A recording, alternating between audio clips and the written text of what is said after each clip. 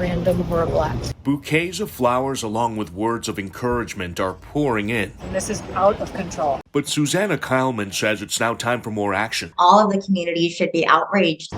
On Saturday morning, she's organizing a rally at the corner of 4th Ave and Lenora Street, where 34-year-old Eina Kwon and her unborn child were gunned down in their car. This was a pregnant woman that was senselessly murdered. Her husband Sung was also hit by several bullets but is expected to survive. After a moment of silence for the victims, they're marching a few blocks over to Abu Ria Bento House owned by the Kwons. And then when it hits close to home like this... Kyleman is Korean-American. So are the Kwons.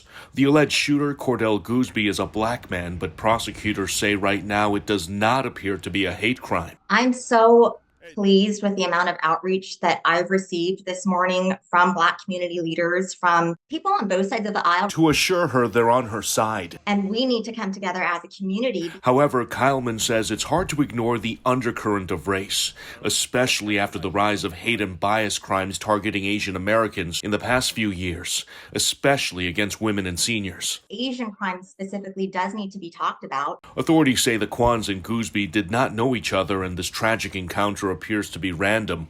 Goosby is facing several charges, including one for murder. The fact that we have to add additional labels on top of crime to bring it attention is also another failure of our judicial and criminal system. And our city council is not helping at all. Meanwhile, Councilmember Andrew Lewis is getting taken apart by angry neighbors who accuse him of failing to keep his district safe. Lewis also pledged to defund the Seattle Police Department several years ago. Some would argue that failed social experiment is one of the main reasons why the city is struggling to retain and hire more officers. Where's Councilmember Andrew Lewis? Do you feel like he needs to be out here?